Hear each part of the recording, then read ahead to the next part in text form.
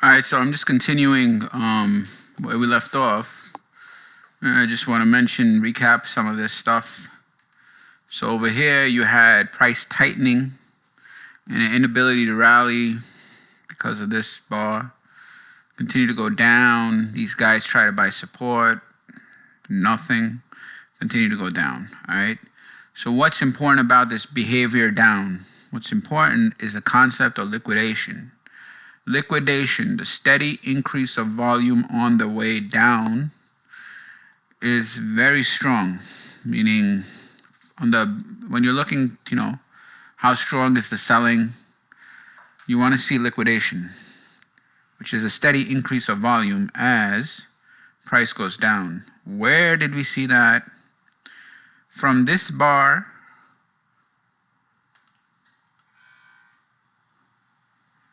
okay, so this was, it bobbed up, then it went down. 1, 2, 3. Steady increase in volume on the way down. All right, so this concept of it increasing like that, it means they're just selling. That's the concept of liquidation. I don't know how else to explain it more than that, but this is one of the concepts you will not hear in the Wyckoff stuff online. They'll just talk about springs and upthrusts, or they might talk about climaxes, secondary test, blah, blah, blah, but there's much more than that. And on the bear side, this concept is liquidation. Second, over here, high volume, this area, but a lack of downside progress, meaning a shortening of the thrust from low to low, low, told you that a potential rally is about to occur. That rally is just, a pullback, or a recovery is about to occur. That's second really important thing. When it does occur, you have this big bar. Now, what's important about the big bars in a downtrend is they can be short covering. How do you know it's short covering? You know it's short covering when it's a 1 bar wonder. When it's a 1 bar, it has no follow through, and it's a green bar followed by a red bar. What happened? What happened? It means that 1 bar doesn't mean jack shit. That's what it means. So this is short covering.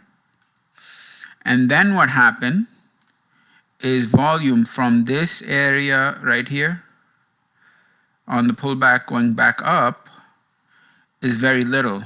What does that mean?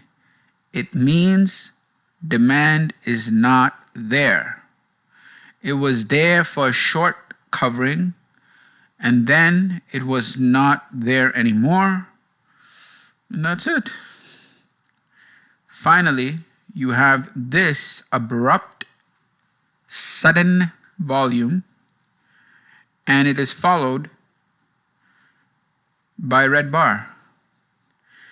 What is this? It's a minor climax on a pullback. So this is the rally down, short covering bar, lack of buying here because of the low volume, and a minor climax to terminate the move, as indicated by the lack of follow through, and also it's at the support level. So former support level, like right here. See this area? So this area, this was a red bar, then it was a green bar, green bar. So right there was the... Shit, hold on. Alright, so all I'm saying is it fucking went back to that support area and it climaxed, the minor climax, and it just shorted. So why? Because we went over the principles that climax terminate moves. So you just need evidence that it's a climax, and there you go. So that's where we're at.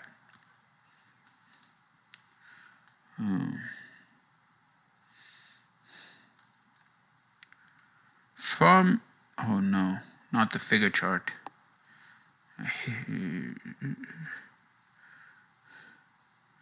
No buying power remains to take place of this demand, and the market underneath proves to be hollow. So he's just talking about right here, that low volume. There's no demand. Where's your demand? It's non-existent. Observe how the rally from the 2nd to the 4th or 5th is accomplished from markedly decreased volume, showing that whatever demand existed on the expectation of a recovery from the former December support levels is not willing to follow prices up. I already explained this again and again. So such support is not likely to be due to short covering. It's more likely to be due to short covering than the re-entry of buyers. So you're trying to compare whether buyers are coming in or does short profit taking occur. So if its volume is shit, that's a problem. Where's the buyers? Buyers, their behavior is that you'll see steadily increasing volume, but instead you see a lack of volume. So, not there. The rally, which begins May 7th, lasts only 3 days, and 9th, the close is on the low end close, very important behavior. He is looking for that not many, but enough times where you have a pullback to like a halfway back area, and then he looks for a low end close as one of the continuation indications. From the 11th, the downward march of again happens, and there's new fresh liquidation. What is he talking about? He's talking about this volume. You see, it's kind of steadily increasing. This. That's fresh liquidation. Second point, when it comes to these former lows right here, does it hesitate? Does it move sideways? Does it bounce? No, it goes right through. When it does that, it's evidence that that liquidation is going to continue. How do you know? He talks about it. Note the complete failure of any tendency towards hesitation or the ability to rally as the average touches the critical April lows, meaning there's no buying. There's no buying that support. There's nothing. There's no hesitation. There's no even absorption. It just goes right down. All right. A low point is recorded around 113 with the close practically at the low. So we go to June 2nd. June 2nd, right there. With the close practically at the low. The only warning the average gives us of an upturn from this point is the small downward progress made on June 2nd in comparison with the previous day. What's he talking about? You see, this low to this low is a lot of distance. That low to this low is less distance. All right, so he says that is one indication that you're looking for. It's not enough by itself though. So it's just one of the things he looks for, the closes, the shortening of the thrust. So the small downward progress made on June 2nd in comparison with the previous day, the close, etc., etc. And heavy volume. Okay, so keep this in mind. Yeah, you can have a shortening of the thrust, but it's a whole lot better in this situation when that shortening of the thrust is on extremely heavy volume. Other Wyckoff folks will look at this as effort reward, meaning the volume is so high, but there's no progress in terms of price. They'll say there's a lot of effort, but no reward. However you want to view it, there's a hell of a lot of volume, and there ain't no follow through, okay? So this showed resistance, possible buying by substantial interest. So again, what is the indication that a possible reversal is coming? Here, it is heavy volume on shortening of the thrust. Here, it's heavy volume on shortening of the thrust. In the uptrend, Here it was heavy volume on the shortening of the thrust. And I think that's it. Anyway, so a lot of volume, not a lot of thrust. Big problem. All right. Moreover, the market has now been declining steadily since the high point when the average recorded a high of 173, and it's 60 points down. What does that mean? Price has gone 1/3, 33%.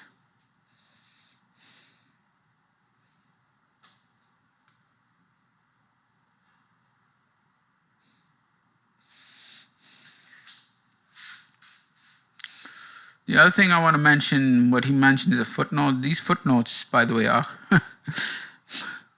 they're probably more important than some of the text. So additional indications of this weak character of this pullback recovery, so he's talking about here, are given by the following. The volume surge on the 8th, which is confirmed, that key word, confirmed as a minor climax by the loss of the day's gain over the next 2 sessions. Over the next 2 sessions, ding, ding, ding, right? So it's gone. Loss of the 8th.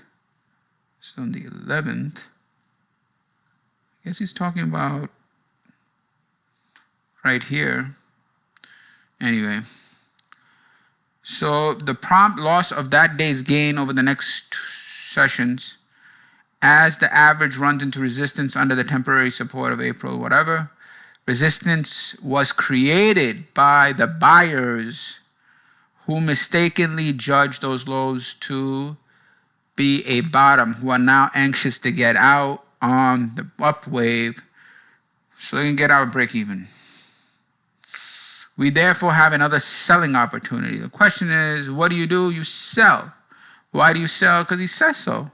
Why do you sell? It goes to this area and climaxes and reverses to a form of support, which is now resistance area. Who is helping you? The buyers who are trapped. All right. All right, 1 second. All right. We assume that our only guide, blah, blah, blah. Okay, so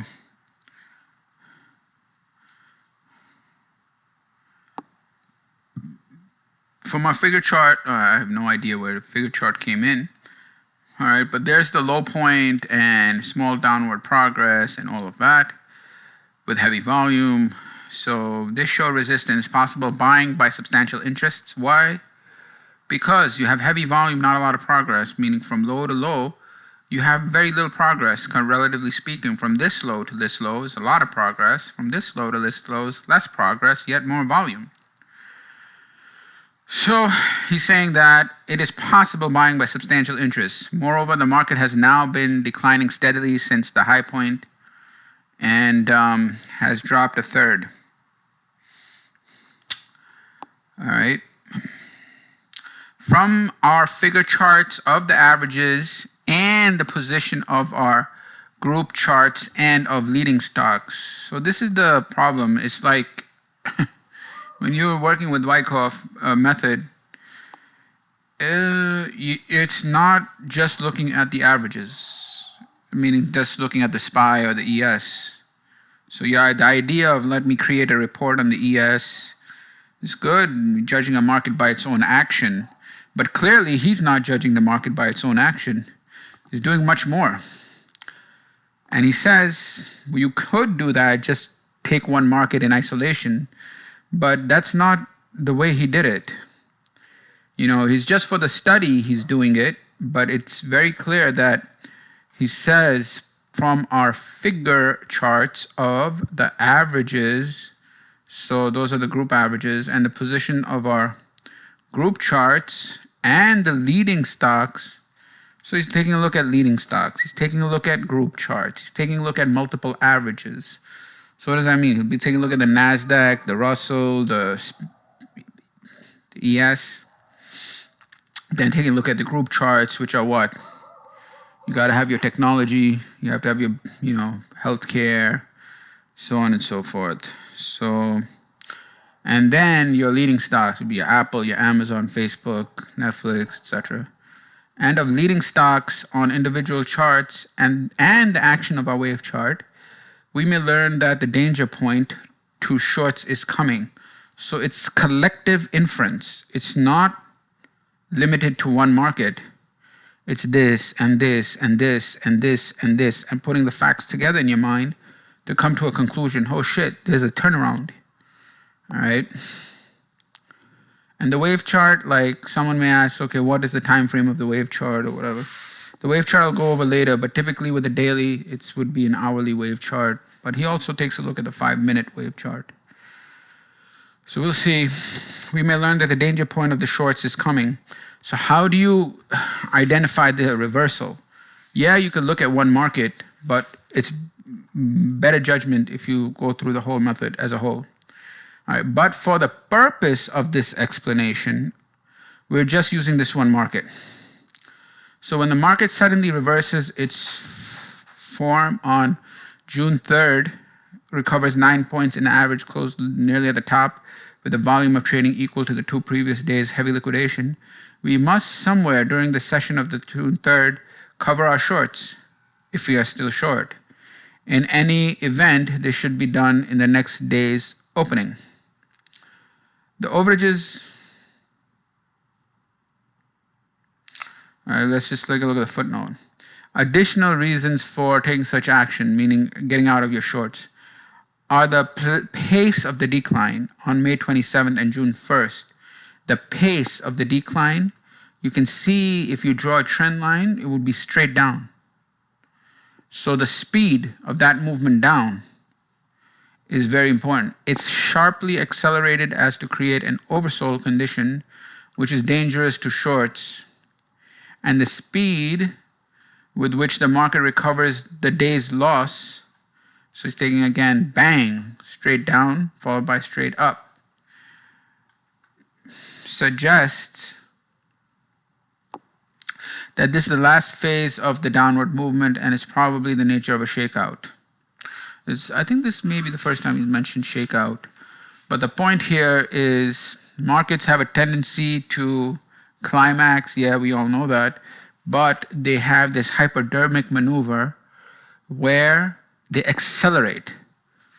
And that acceleration is really important because it can terminate the trend.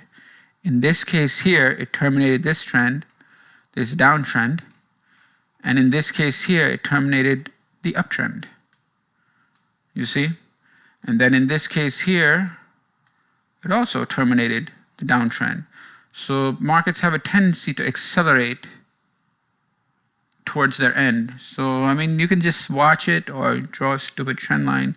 I'm very cautious of trend lines because they start doing this labeling, A, B, B, C, C, and you get lost in the letters. I don't know.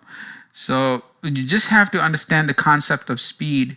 Speed is price relative to time, meaning how much price movement there is relative to a period of time. Within 2 or 3 days, there's significant price movement relative to time. By the way, this chart is nothing more than price and time. That's the chart of any price chart. So price, when you have a lot of movement, small amount of time, that is acceleration. And in this case, it's hypodermic. And on the downside, he calls it a shakeout.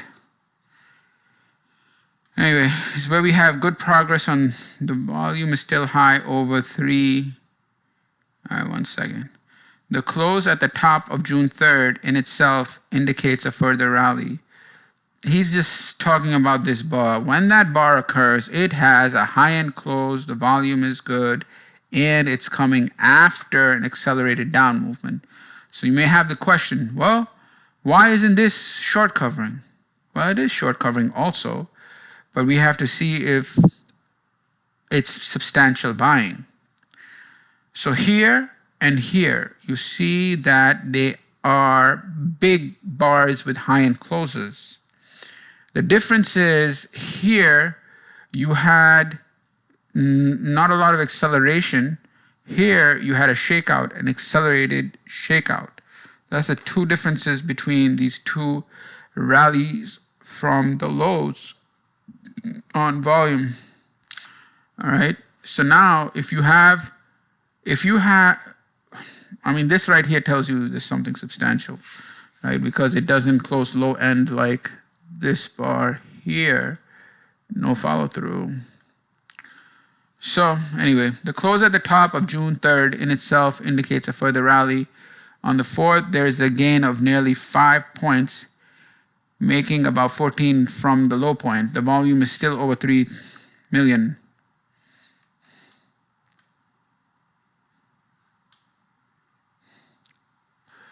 We have good progress on high volume, meaning the effort and the reward is in harmony. It's not being sold off. We have good progress on high volume, but on the 5th, the gain in the average is only 3 points. Oh, which one is this? This or this? I don't know. 5th is this bar.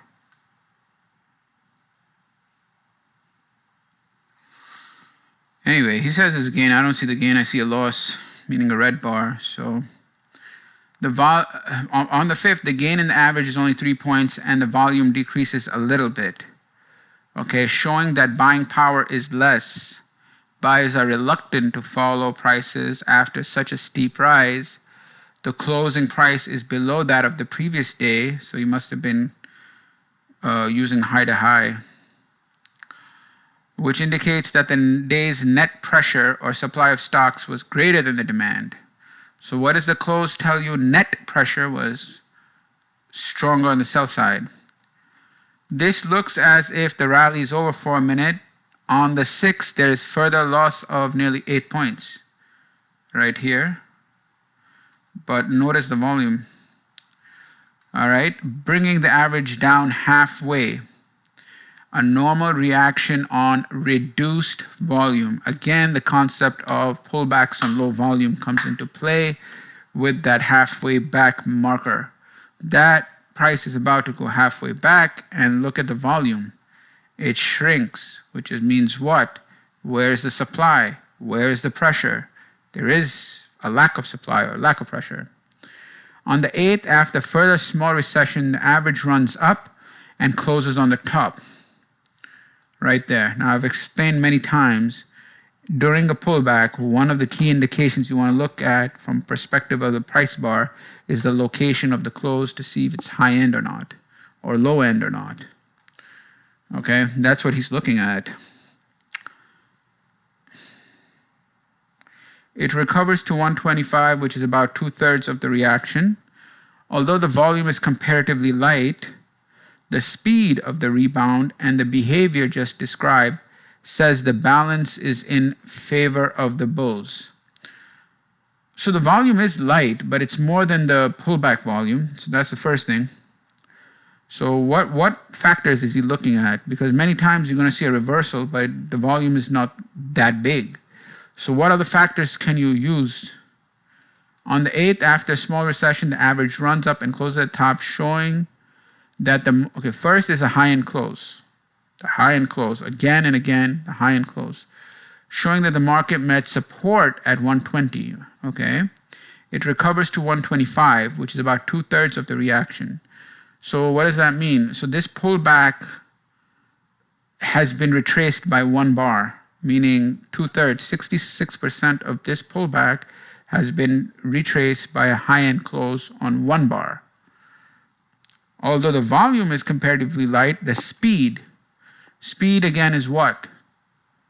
The amount of price damage relative to time. The speed of the rebound and the behavior just described says the balance is in favor of the bulls. From the 8th to the 15th, a zone, this is a reference to zone. If you see online, everybody talk about zone, zone, zone, zone. Wyckoff is mentioning this in 1920s. And anyway, so from the 8th to the 15th,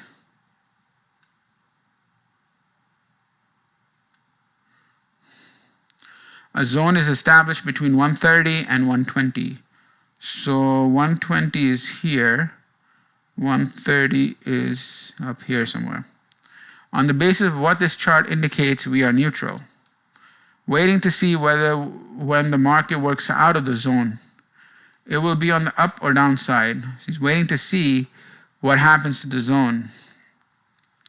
As the rally days proceed, we observe a falling off in volume, meaning it's tapering off. Look at this. Volume going down. Why is it going down on the way up? Is that bullish? No. As the rally days preserve, we see falling off of volume, which is not a bullish sign. Also, that other thing I want to mention is he doesn't say it's a bearish sign. He says it's not a bullish sign. All right. If it was, there is a distinction. All right. Anyway, also that on the 11th and 12th, the net gain for the day on the upside is a point or less. So you know when the closes are clustered like this, there's a problem. They're having a trouble. The thrusts are shortening. The net progress is less. The volume is shit. Something's up. The average seems to be meeting resistance. This is what it's saying. Why? The net gain in the close is bad. The volume is bad or low. And the shortening of the thrust all confirms the meeting of resistance. On the 13th, the range of the average narrows until it is less than 2 points. So narrow range, 13th. And what happens? With a fraction not lost for the day, there is also a bearish sign. The narrowing into dullness. This is an extremely important concept. This you will see a lot of times he talks about in the wave chart. Dullness is the opposite of activity. Dullness is the opposite of activity. Okay, you want to be in active markets, not dull markets. So what is the bearish sign? The narrowing into dullness is the bearish sign. What is dullness? Well, I don't want to get into too much, but here, in terms of just using the factors of time and price, it's a lot of bars, but not a lot of progress. You have bar 1 and bar 2 and bar 3. But where is the liftoff? It doesn't occur. There's a lack of progress. So over multiple bars, you do not have price progress. That's, for the time being, that's like dullness. It means the market's not moving. At the top of the rally on a volume of, on low shit volume, right there. Right there. But honestly, like, if you use wave charts, this was actually, they're going to compound the volume and it's going to look high. So a lot of people will look at this wave up, and on a wave chart, like using wave volume, the volume is going to look high. On the bar volume, the distinction is it looks very low. All right, because the wave volume is going to add volume of each bar, and there's a lot of bars, so there's going to be a lot of volume buildup. So that is different than bar volume that you see here, which will show a lot of bars all having low volume. That's one of the reasons you want to use both wave and bar volume. Anyway, the narrowing into dullness at the top of the 17-point rally on a volume of only 540 shares, 40,000 shares, about, I don't know what the fuck. The bearish symptom is confirmed on the 15th by a little wider spread from high to low, meaning more activity. Okay, so what do you know? It's very obvious. There's no activity. There's a lack of volume. There's a lack of net progress. What does that mean? There's a dullness, also known as a lack of activity. But then what happens when there's dullness? You start having activity. All right, so on the 15th, so let's zoom in on the 15th. Here, he's saying The bearish symptom is confirmed. What bearish symptom? The bearish symptom of dullness is confirmed on the 15th by a wider spread bar from high to low, meaning more activity. Why more activity? Because from high to low, you have more price progress in that same one interval bar. Greater willingness to follow prices down.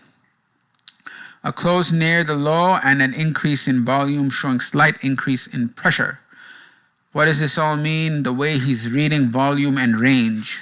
The range expansion here is telling him that there's more price range progress from high to low. So for an individual bar, there's more activity. That's how he's judging it. And adding to that, the increase in volume, which he's saying is an increase in pressure. The bearish signs are then born out of the 4 sessions ending on the 19th, where volume stays stationary.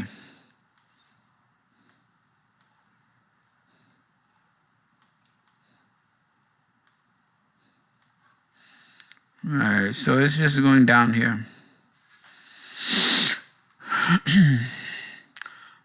Okay, now here's very important. The bearish signs are born out of the following 4 sessions. What 4 sessions? 1, 2, 3, 4. Showing slight increase in pressure. The bearish, however, volume does not increase on the downside. What does it mean if the price is going down and the volume isn't? I mean, one of the things you can say is that for sure there's not like liquidation. Liquidation would be steadily increasing volume on the way down. What else can you say? This has a characteristic of a low volume pullback. What else can you say? Sellers are not increasing selling on the way down. This is the concept of tapering off. Here, instead, it tends to taper off as compared with the volume on the rally from June 8th to 12th, indicating light pressure. Tapering off meaning going down and not increasing in volume, versus June 8th to 12th, which is here, I guess, here maybe? I don't know what the hell this is. 8, 6, oh, maybe here, 8th. Anyway, it's lighter than that.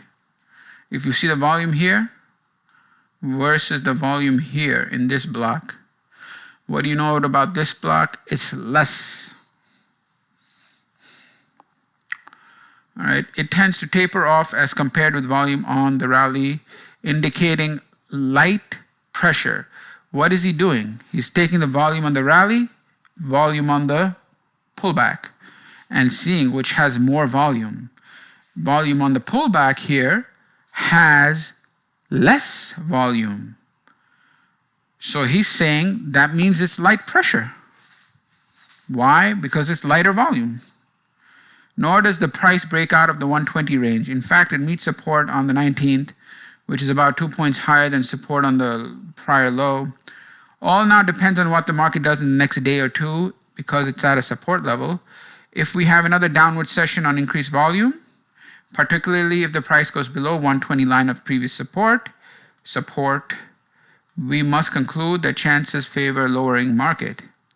But if support holds on such small volume, there may be a trading opportunity on the long side with a close stop. So he's watching that pullback and he's seeing, very little volume, and it's tagging support. Now we want to see if that support is going to be broken or not, and whether volume increases on the break or not.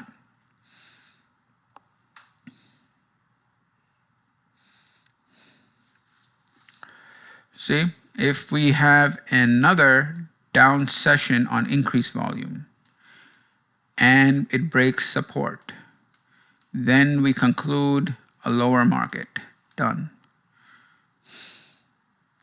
On the other hand, if support continues to hold on small volume, there is a trading opportunity. There you go. Next day, June 20th, removes all doubt as to immediacy tendency of the average for the market opens up a point and a half above the previous night's close, and on greatly increased volume makes a rapid advance nearly to 131, putting the average into new high ground above the previous trading zone. So it's right here. That zone has been taken out, so it's breaking out. The heavy volume emphasizes the importance of this. The gain in the average over the previous day's high is more than 7 points, and the close is at the top, meaning he's looking at the volume, he's looking at the close relative to the length of the bar and saying it's a high-end close that has broken out. If we have been watching the tape during the day or referring to our wave chart during the day or end of day, we observe this sudden change and we either buy during the session with a close stop, or we wait until the price breaks through its former highs and buy around the close of the day, meaning he's ready to buy at the end of the day at the higher price up here. Or during the day, he would have noticed a gap and seeing heavy pressure. And if he was intraday buying, he would buy it there. All right, now this is where it gets interesting in this footnotes. Here we have a variation of the sequence of selling climax, selling climax, and then technical rally, which is called, automatic reaction, automatic rally, whatever. So this is a variation of a sequence. This is where that sequence comes from. All right, the sequence here that he's saying is selling climax, technical rally, and secondary reaction. Considering the action in broad perspective, observe the volume diminishes appreciably on the secondary reaction, even more decisively in the case of the secondary reaction before, and in marked contrast with an increasing volume on the secondary reaction on May 14th, which failed to hold. Also, the market on June 19 meets support well above the climax lows. Likewise, compared with greater speed, spread, and sustaining power of the June 3rd to 6th rebound than that of the April, whatever. All right, so let's break this down. Considering the action in broad perspective, observe that the volume diminishes appreciably. He's talking about this versus either this or this. This leg versus this leg or this leg. I don't know which leg, but let's see. Here we have variance, blah, blah, blah. Considering the action in broad perspective, observed volume is less on the secondary test, even more decisively than in the case of the secondary reaction to December 29th. Oh, that was a long... Here, I think he's talking about an uptrend. He's talking about this and saying that this volume is much less. And in marked contrast with the increasing volume on the secondary reaction to May 14th.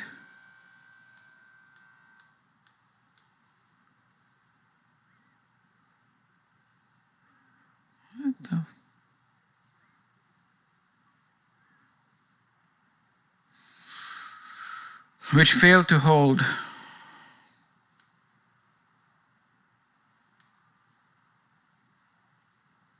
I don't know what he means by this, but bottom line is it's a low volume test. Also, the market on June 19th meets support above the climax lows. Here is the low. Here is the climax low. Here you have a higher low than that of the June 1st climax. Likewise, compare the greater speed and spread and sustaining power of June 3rd. June 3rd. Okay. Of June 3rd to June 6th. So he's comparing the speed and sustaining power of basically buying power. That's what it means. of the June 3rd to June 6th rebound than that of the April 30th and May 1st. So speed and sustaining power here is nothing because it didn't even have follow through. And here you have a lot of follow through. So that's 1 point. April 30th.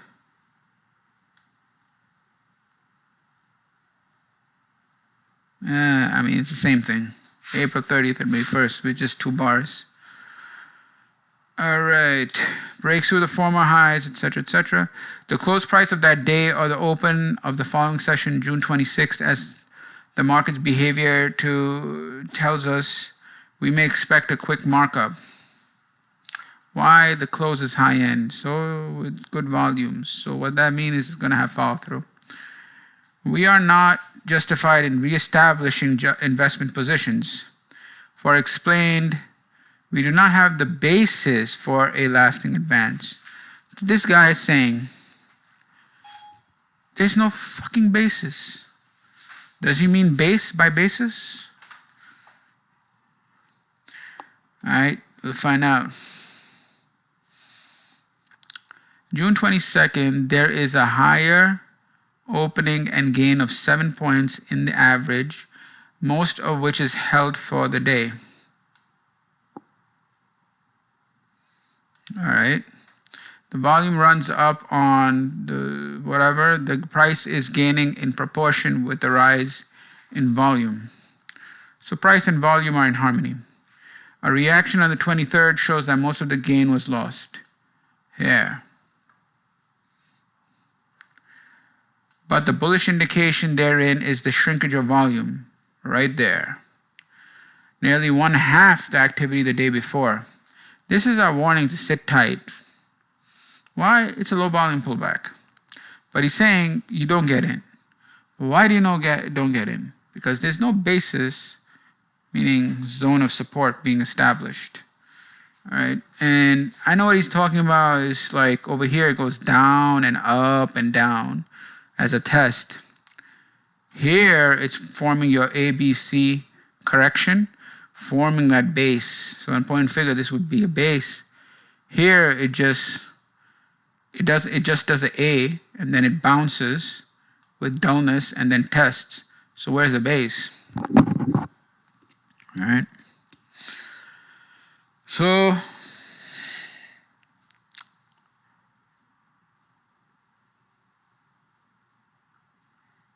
I'm going to stop right here and go over the rest tomorrow. Thanks.